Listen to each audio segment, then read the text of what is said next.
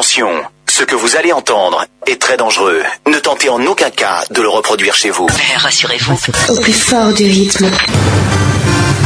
Le meilleur des savoirs et des cultures. IFM. Urban Tube. De retour dans cette émission, je rappelle que le programme c'est Urban Tube et ce soir on a l'occasion, le plaisir, voire l'honneur de recevoir une guest. Lui c'est DJ Lexus le monstre. Bonsoir une fois de plus. Bonsoir, la luxueuse. Merci. Luxiandra, luxé, luxement, luxial. Ah merci. Voilà, donc. J'espère que tu vas super bien. Non, toujours, ok. Qu'est-ce qui va encore m'arriver? Quelqu'un qui est mort depuis. Donc moi je suis là. Ouais, la journée s'est bien passée malgré la pluie. Ouais, très belle journée, quand même. Très belle journée. Moi j'aime bien la pluie. Ah d'accord. Tu es habitué avec le froid. Oui, non, j'aime bien le froid. Tu sais qu'il faut s'entraîner pour Mbeng. Tu vois un peu, non? Mais c'est vrai qu'on a Bana aussi. De temps en temps, on peut partir à Bana aussi. Bon, il faut là s'entraîner. Faut pas que quand on va arriver en Russie, on a des problèmes, tu vois. Pourquoi on a le big dream, toi. Quand il pleut comme ça, tu mets ton blouson, tu mets l'écharpe. Voilà, tu es tranquille. Je vais planter le décor avec cette petite biographie de toi. Ah bon? Ah oui. Moi, je vais te fouiller dans ma vie privée. Bon, c'est la vie professionnelle. Dans Urban Tube, nous sommes des agents secrets. Ok, écoute alors, vas-y. Alors, Christian Evina, c'est son nom sur l'acte civil, mais il est plus connu sous le nom de DJ Lexus le monstre. Il est considéré comme étant l'un des pionniers du mouvement Mbolé. Alors, DJ Lexus est un homme qui possède de nombreuses casquettes, parmi lesquelles celle de fondateur du label Mbolé 237, celle d'arrangeur, de beatmaker, également de musicien. Il est bien de noter que ton succès n'a pas surgi de par miracle. Tu es d'accord avec moi? Non, mais j'ai ouah pour ça, ok, comment? Voilà, car le travail, la foi et la persévérance, ce sont en quelque sorte tes mots d'ordre. Ouais, toujours. Voilà. Toujours. Dans tes débuts, tu étais disque jockey, c'est-à-dire DJ, pour les personnes qui ne le savent pas. Tu as bien fait tes cours. Ah, bien sûr, merci. Et tu commences avec des atalakos dans les boîtes de nuit, entre autres. Remontons un peu le temps. Parle-nous de ce moment-là. Bon, déjà avec l'avènement du coupé décalé, tu vois, la plupart des DJ, on s'est tous convertis, on était à devenir ivoiriens. Et tu vois, et quand j'étais en club, j'étais avec Dikale et Pat Cool, qui sont mes mentors. Tout le monde était aux Zalaka, bro, Zalaka, comme tu connais, là, à Talakou, à gauche, à droite, machin, vraiment à Arafat, paix à son âme. Je décide donc de dire, ok, pourquoi ne pas animer comme nous au Quad? Parce qu'on a nos animations que le grand Paco faisait dans les veillées. Ouais, j'ai pas fait mon bolé dans les veillées comme tout le monde. Donc j'ai toujours... Moi j'ai commencé en boîte. J'ai commencé avec les aïe yo yo yo, aïe yo yo yo, Les filles montaient sur les tables, ça donnait, tu vois. Et c'est là où je me suis dit que les gens kiffent ce qu'on fait, pourquoi toujours faire comme les autres?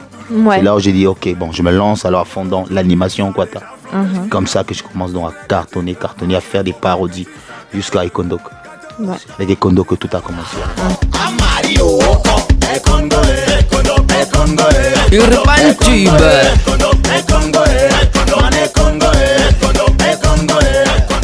Mais est-ce que tu regrettes ces moments-là? Non. Du tout. Non. Ça m'a vraiment fortifié.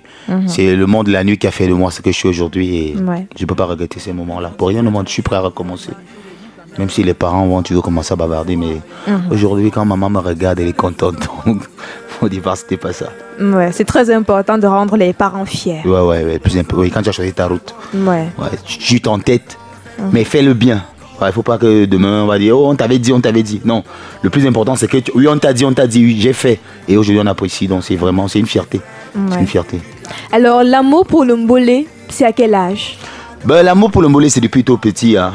Déjà moi on a grandi dans ces quartiers difficiles là où les gars animaient déjà nos grands frères. Parce que le Mbolé n'est pas né aujourd'hui. Je suis seulement celui qui est venu réveiller la chose. Donc déjà, moi, ma première star, celui qui m'a fasciné dans le Mbolé, c'est Aristide Paco. Aristide Paco, le mec, quand il animait, tu pouvais rester. Chaque fois que je sortais avec mes grands frères, j'avais mon petit blouson. Le gars pouvait chanter de 22h à 5h, 6h du matin sans s'arrêter. C'était la star, la première star au quartier. Il n'était pas connu, il n'avait pas d'album. Il reprenait les chansons des gens, il composait ses propres chansons, il faisait son one-man show. C'était vraiment hallucinant. C'est comme ça que mon amour pour le Mbolé est né. Et c'est ce que j'ai reproduit quand je suis devenu DJ dans les clubs. Alors, dans le rythme musical Mbolé 237, l'on constate que tu es en quelque sorte un tremplin pour de nombreux jeunes. Par exemple. Attends, quand tu dis tremplin, il faut baisser quand même. Tu sais que nous, c'est vrai qu'on est stade, tu vois, non? Oui. Il faut souvent chercher les mots qu'un gars Ouais. dit quoi, tu sais, peut comprendre. Quand tu dis tremplin, moi, le tremplin, c'est quoi? Bon, tu as aidé certains jeunes. Voilà, mais dis à que tu as sortir de aidé. l'ombre. Voilà, au tremplin, tu vas m'embrouiller.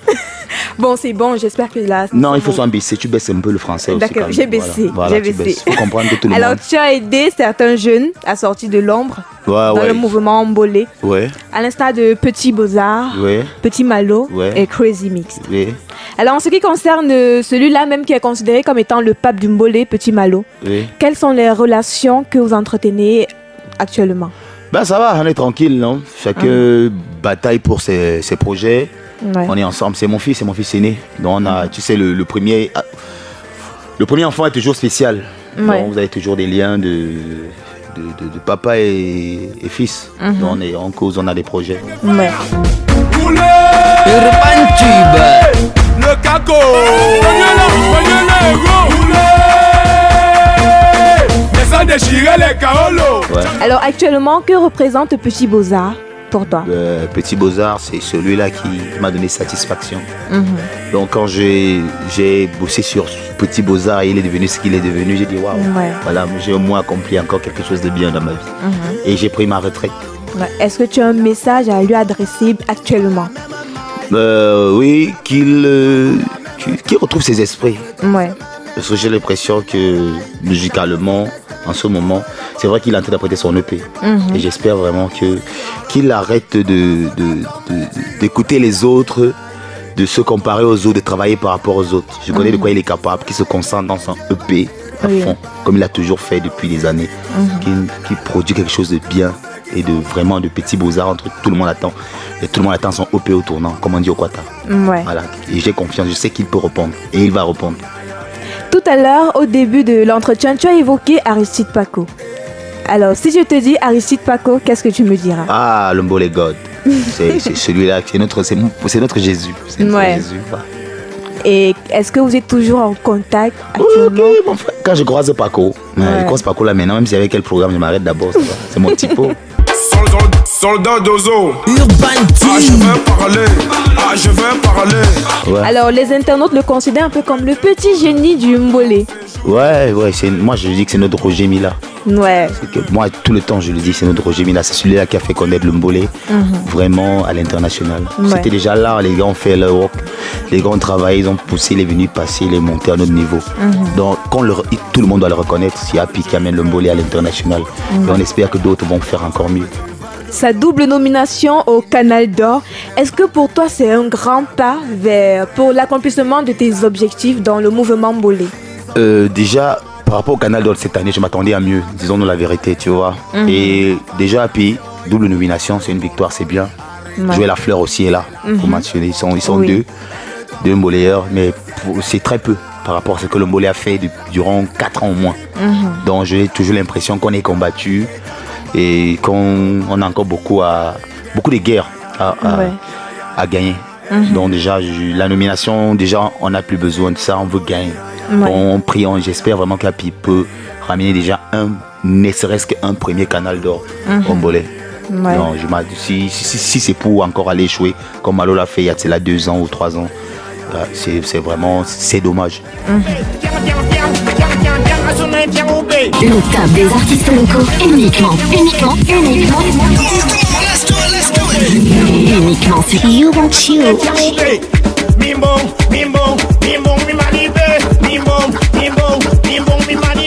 Peut-être la plupart des gens se focalisent sur le net, sur le buzz. Joël Lafleur est un artiste confirmé. C'est l'un des rares artistes Mbolé qui chante juste en live. Ça veut dire, si on me dit aujourd'hui, Lexus, tu dois voyager pour le Canada avec 5 artistes Mbolé pour représenter le Cameroun dans un festival international, tout se passe en live. Joël Lafleur va faire partie de mon top 5. Il y a des artistes de renom que je ne vais même pas appeler. Joël Lafleur, c'est un artiste complet. Ouais. Dans les sons qu'il a eu son concert Mimbong et consort. Quand on prend un micro, on pose guitare, on pose batterie, Joël Lafleur, moi je dors les yeux, je peux dormir, j'ai même pas besoin d'écouter. Mais il y a des artistes Mbolé là que je serais obligé d'aller superviser, même leur répétition. Donc Joël Lafleur, c'est un artiste confirmé. Voilà. Alors ça m'amène à te poser cette question-ci. Quel est ton top 5 des artistes mboléeurs, entre guillemets, Mon top 5. Ouais. Première, bon, en dehors de moi, parce que moi je me compte jamais. On ne mélange. Le père, c'est le père. Voilà, donc on se connaît tous. Voilà, donc voilà, partager. Le top 5, numéro 1, Petit Malo. Ouais. Petit Malo, pourquoi? Parce que Petit Malo est celui-là qui a porté vraiment l'étendard, qui a bataillé dur, qui a eu des buzz, qui a eu des hits. Aujourd'hui, qui bâtit une carrière qui est en train de produire et la longévité. Parce que moi, je respecte cela. Depuis qu'il est là, il est toujours là, il fait l'effort d'être toujours présent. Et plusieurs là ne sont pas encore à son niveau. Il a toujours sa couronne. Deuxièmement, Petit Beaux-Arts, qui est certainement le plus talentueux de tous les enfants que j'ai pu encadrer. Et qui est aussi en train de bâtir quelque chose. Il est quitté du buzz, il est quitté du hit. Aujourd'hui, il bâtit aussi une carrière. Donc, il suit les traces de Petit Malo. Troisièmement, je vais mettre Petit Virus, qui est toujours l'un de mes fils, qui est... Non, lui, c'est autre chose. Lui, c'est même l'avenir du Mbolé. C'est que lui-même, il ne sait pas encore ce qu'il est. Donc, en ce moment, il est en train de faire ce qu'il a à faire. Ouais. Maintenant, on va arriver au quatrième, les médecins de Medellín. Plus précisément, la Chakala et Mr. Pogol. Ah, mais soit mes shows, j'aime tout le monde là-bas, mais sont mes préférés. Parce que j'aime vraiment ce qu'ils font. Ils sont talentueux. Tout le temps, ils m'épatent. Voilà les gars.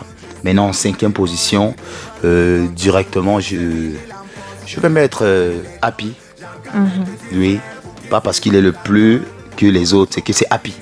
On va faire comment c'est quand c'est Happy, il vient quand même dans le top 5. D'accord. Voilà. Toujours facile, j'ai la composition facile.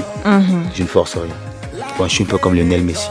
Je ne suis pas comme Ronaldo qui est en train de travailler ses abdos pour avoir un ballon d'or. Il faut dire que je viens de voir sur Facebook, Samuel Eto'o a validé ou encore il a confirmé sa candidature pour la présidence de la FECAFOOT. Ouais, très bonne nouvelle. Enfin, les choses vont changer. Ouais, on espère bien. Comme ça, moi aussi, quand je vais valider aussi on va aussi valider ma candidature pour la Sonacam, je sais pas, un truc dans quelques années. Tout va changer dans ce pays. Ouais. Voilà, donner à César ce qui appartient à César. Ça va changer. Dès que Eto'o prend la FECAFOOT là, nous aussi les artistes, on commence. Pourquoi même pas être ministre de la culture? On ne sait jamais. Non, on va le faire. Tu as beaucoup de courage avec pour tes projets. Non, on a le big au Quata, tu ignores rien. Le big dream. Et tu auras toujours le soutien de l'équipe de Urban Tube. Comment, bien sûr. Je vais vous accueillir au ministère. Bien sûr, ça sera notre maison. Oui, ça sera votre maison. Dans très peu de temps même. Ouais. Écoutez Urban Tube. Écoutez Urban Tube. Écoutez la différence.